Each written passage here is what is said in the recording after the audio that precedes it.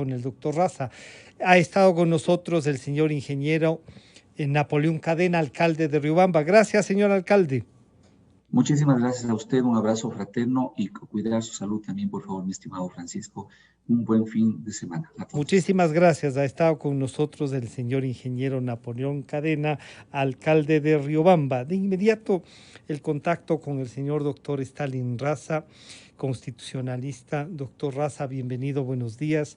Bueno, usted nos escuchó este diálogo con el alcalde de Riobamba y este estado de excepción que todos discuten, pero que pasó por esta decisión de la Corte Constitucional de decir no hay condiciones para un estado de excepción, pero el pronunciamiento de ayer es que se podría focalizar estos estados de excepción cumpliendo determinadas cosas.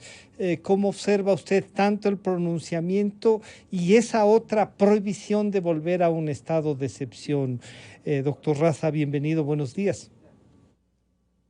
Buenos días, Francisco, muchas gracias. Buenos días a quienes nos miran y escuchan a través de Radio Cadena Democracia. Mire, la Corte lo que ha dicho es algo obvio, algo que incluso lo dijo ya en los diferentes dictámenes que hizo para verificar los estados de excepción que se dictaron a propósito de la pandemia. Y es que la verdad es que la Corte jamás le ha dicho al presidente de la República que no puede dictar nuevos estados de excepción.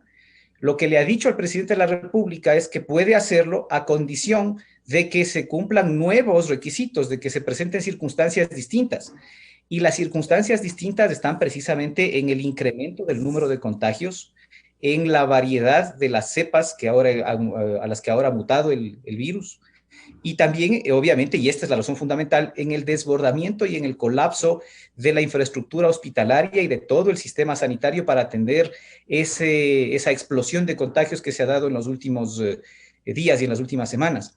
Entonces, estas son nuevas circunstancias que tienen que acreditarse, documentarse con los estudios respectivos, expedirse si fuera del caso, y así lo decide el presidente de la República, uno o varios nuevos estados de excepción, ya sea focalizados o ya sea en todo el territorio nacional.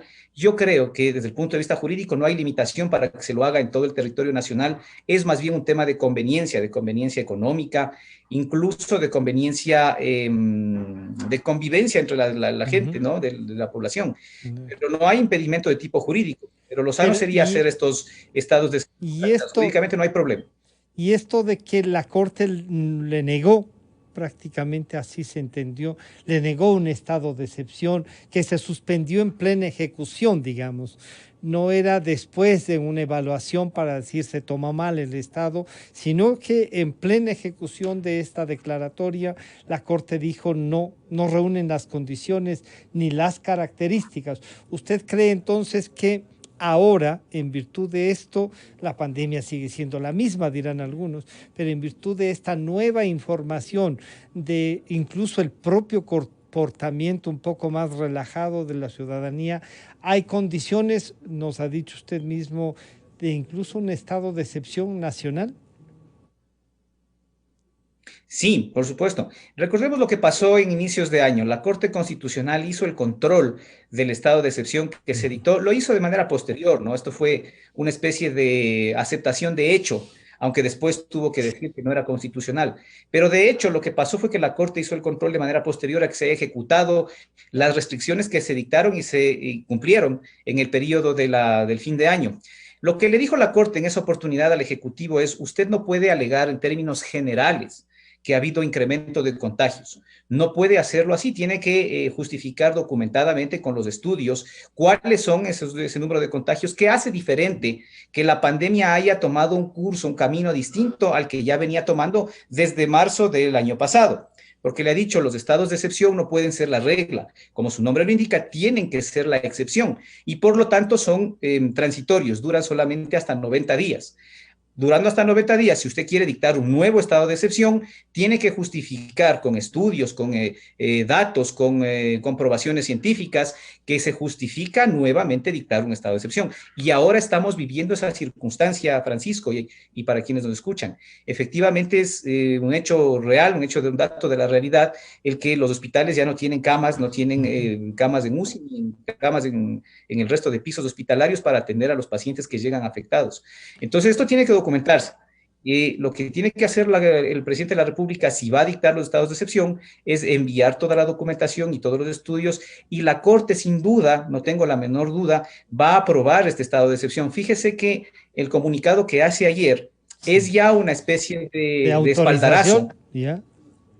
Así es un espaldarazo al Ejecutivo, le aclara al Ejecutivo, le dice, mire, nosotros no le hemos dicho que no puede dictar nuevos estados de excepción, le hemos dicho que los justifique. Entonces, ahí está la salida, ahí está la solución. Esperemos que se tomen estas decisiones de manera responsable y técnica. Y yo creo que es mucho más saludable. Estos estados de excepción, sí, estos estados de excepción que pueden ser focalizados, como usted nos explica, ¿qué base tienen? ¿Quiénes deberían? ¿Siempre debe tomarlo el presidente de la República? ¿Podrán ser algunos COEs cantonales y plantearse así en virtud de pedir, por ejemplo, el alcalde de Riobamba un estado de excepción para la ciudad de Riobamba que la dicte el presidente de la República? ¿Funciona así? Así es, esta debería ser la dinámica de las cosas. Yeah. El gobierno autónomo centralizado, el COE provincial o cantonal, tiene que pedir al presidente de la República con los fundamentos y las justificaciones correspondientes y con los niveles de coordinación, además y de validación con el COE nacional, tiene que pedir ese estado de excepción focalizado, y el único competente para dictarlo es el presidente de la República.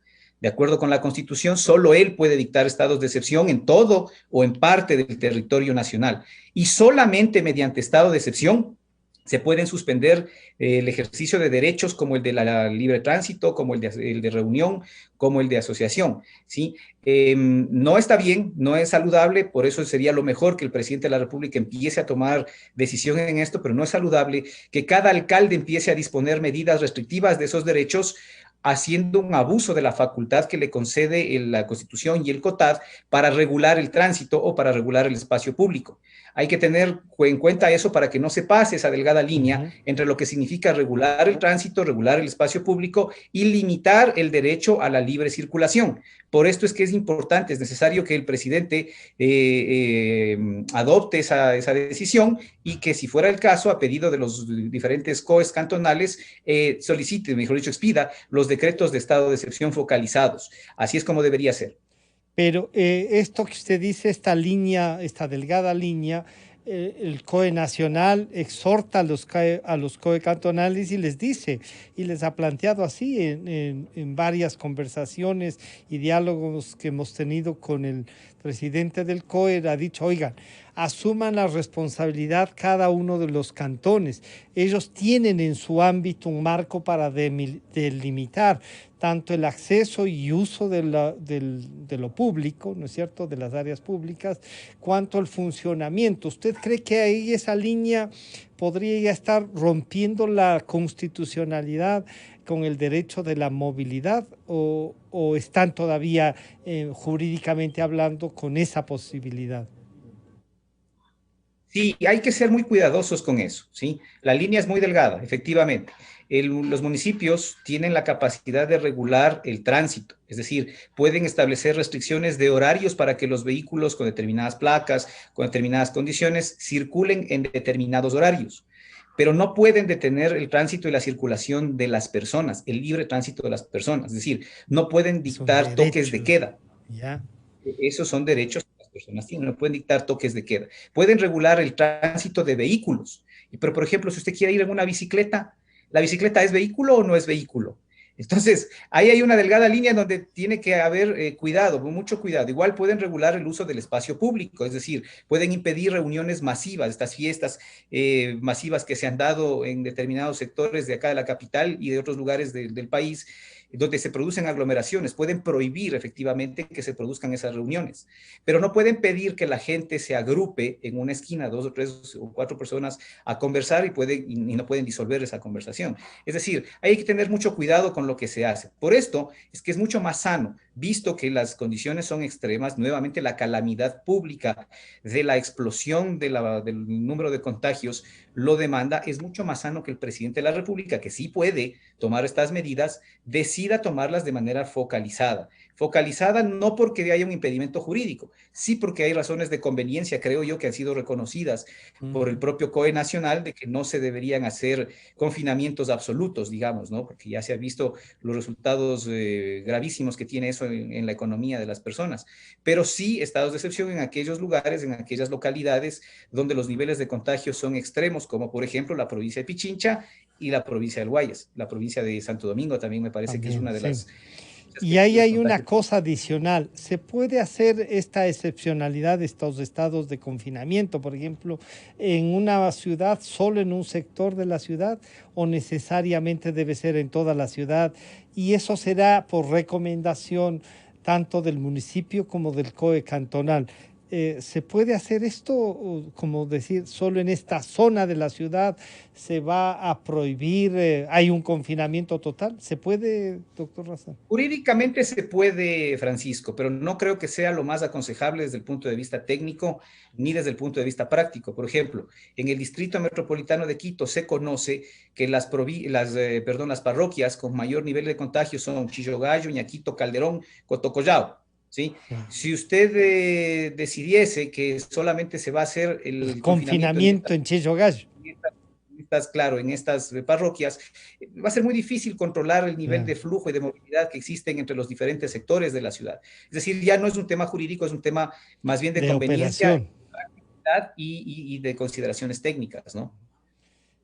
Bueno, entonces las limitaciones por lo menos de tránsito están justificadas legalmente, pero entonces viene también esta idea que también la Corte dice, ¿no?, del comportamiento y de la responsabilidad ciudadana, más allá de que la norma o quien la tome. Usted ha dicho también que es el presidente quien puede justificar este estado de excepción, que se podría plantearlo, sectorizarlo, con recomendaciones, pero con una base jurídica. ¿Qué puede llevarle al presidente, además de todo el aparato productivo que está buscando salir? ¿Qué podría, qué piensa usted que debería ser algo que diga no va más? Aquí volvemos a un confinamiento. ¿Siente que hay esa posibilidad, doctor Raza? Absolutamente. Miren, la constatación de lo que tenemos en informes es evidente, es contundente. O sea, ya los médicos de los hospitales están diciendo, tenemos un 145, un 150% de ocupación de los sectores de UCI, de las terapias intensivas. Esto no se puede soportar más. Están utilizando carpas, están poniendo a la gente ya para que esté en el suelo prácticamente con colchones en condiciones lamentables.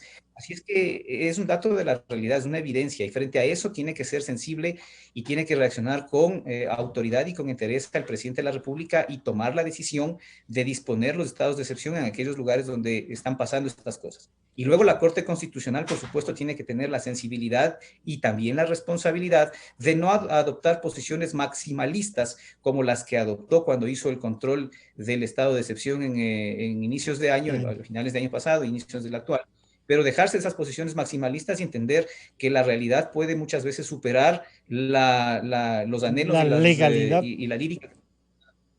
Así es. No la legalidad, pero sí la interpretación maximalista que se pueda hacer de los derechos que están en la Constitución. O sea, cumpliendo lo legal, pero en virtud de la aplicación racional de la ley también. Para eso son jueces. Así es, precisamente. Precisamente hay momentos críticos como estos donde uno tiene que hacer un balance entre cuáles son los beneficios y los costos de una medida restrictiva como un estado de excepción. Y en este caso, por supuesto, los beneficios de proteger la salud y la integridad de las personas y la integridad del sistema hospitalario parece que son tiene mucho más peso.